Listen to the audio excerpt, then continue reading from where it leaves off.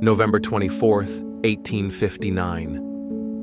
In London, a crowd gathers, not for bread, but for a book. A book that, upon its release, would unleash a storm of controversy. In the eyes of many, it was an abomination, a work that shattered their view of the world. The Holy Bible had taught them that all species were created by God, eternal and unchanging. But this new book made a bold and blasphemous claim that the world and all its creatures were not created, but had evolved, progressing from lower forms to higher ones. A young boy in the crowd squeezes his way to the front to see the title of this scandalous text. He finally gets a clear look. On the origin of species by means of natural selection, or the preservation of favored races in the struggle for life. More simply, the origin of species. The author, Darwin. My name is Charles Robert Darwin. I was born on February 12, 1809, in a small English town called Shrewsbury. My grandfather and my father were both respected local doctors, and our family was quite wealthy. I grew up without any worries about food or shelter. We even had a laboratory in our home, where my brother and I would often conduct experiments. This early exposure to science fueled a deep love for the natural world. I was a curious and imaginative child. I remember my mother once telling me how the soil allows trees to grow, which grow the grass that feeds the cows, which in turn provide our family with milk and meat. I asked her, "Can puppies grow from the soil?" She laughed and told me no, puppies come from their mothers. This led me to another question, one that would perhaps shape my entire life. If I came from my mother and my mother from her mother, who did the very first mother come from? God, she answered without hesitation. But when I asked who God came from, she had no answer. She simply told me, "Child, the world is full of mysteries, and they are waiting for you to solve them when you grow up." That mystery stayed with me. At 8, my mother passed away. From age 8 to 16, I attended the Shrewsbury School, a private church school where the endless recitation of the Bible gave me a headache. My real education took place outside the classroom, fishing by the river, climbing trees for birds' eggs, hunting and collecting mineral and plant specimens. At 16, my father, seeing my poor aptitude for medicine after a brief apprenticeship with him, sent me to the University of Edinburgh to become a doctor. But it was not for me. I could not bear the sight of blood on the operating table. I found the natural world far more interesting than medicine. In my second year, I joined the Plinian Society, a group dedicated to natural history, and even published my first 2 scientific papers at the age of 17. I also began to hear of the ideas of a French scientist named Lamarck, who argued that species evolved over time. His ideas, though different from my own later theories, planted a seed. After 2 years, I confessed to my father that I could not continue with medicine. Disappointed, he declared I was good for nothing but shooting, dogs, and rat catching. In a final attempt to secure a respectable future for me, he sent me to Cambridge University to study theology, hoping I might become a clergyman. It was a respectable profession that would allow me to continue my hobbies in natural history. At Cambridge, my passion for nature only deepened. I became an obsessive collector of beetles. Once, having caught one in each hand, I saw a third, rare specimen and popped one into my mouth to free up a hand. The beetle released a noxious fluid, stinging my tongue terribly, but I secured all 3. I also formed crucial friendships with the botanist John Henslow and the geologist Adam Sedgwick, who trained me in scientific research methods. I graduated in 1831 at the age of 22. Just as I was wondering what to do with my life, the greatest turning point arrived, completely by chance. Professor Henslow recommended me for a position as a self-funded naturalist aboard the HMS Beagle, a ship tasked with charting the coast of South America. I was, of course, overjoyed at the opportunity. On December 27, 1831, I set sail from Plymouth, embarking on a journey that would not only change my life, but would fundamentally alter humanity's understanding of its place in the universe.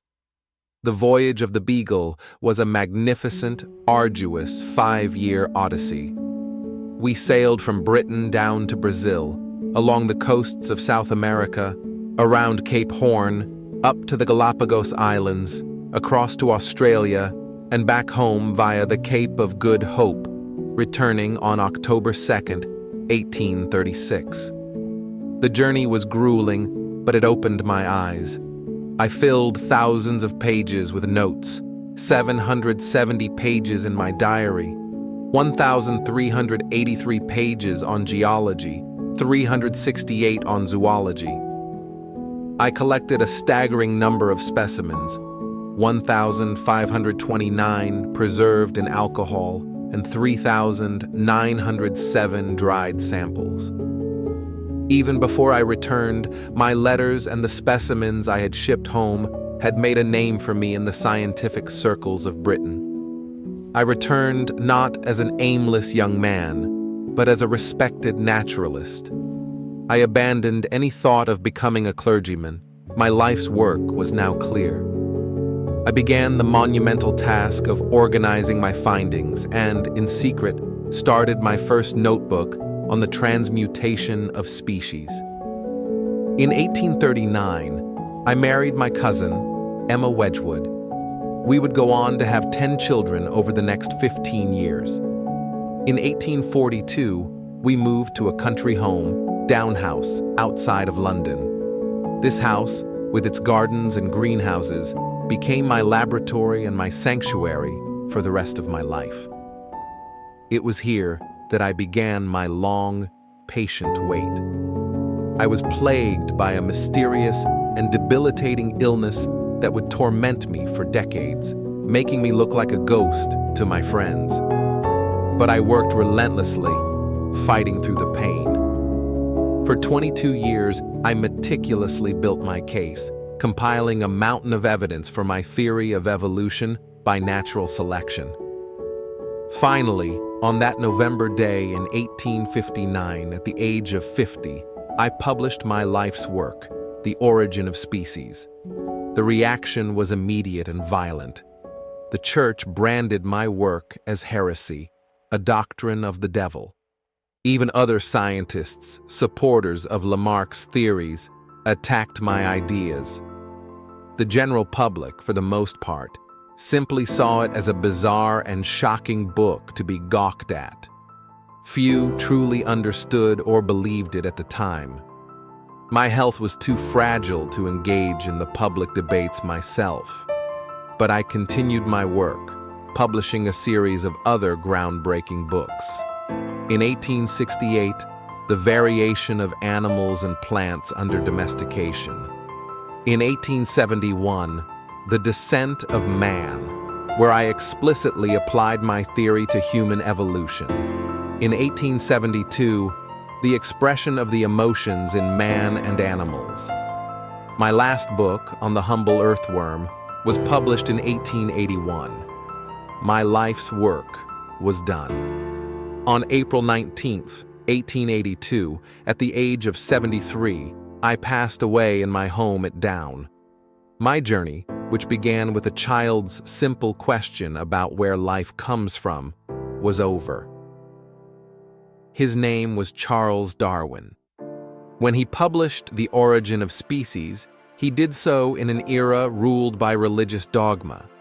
The idea that humans were not a special creation of God, but had evolved from other species, was a truth so profound that it shook the foundations of society. Darwin himself was not a revolutionary in character. He was a quiet, methodical scientist who did not seek fame or fortune. His family's wealth already assured him a comfortable life. Yet, through painstaking observation and brilliant insight, he stepped forward and gave the world a new story of creation. He endured decades of illness and public scorn because he was committed to the truth he had uncovered.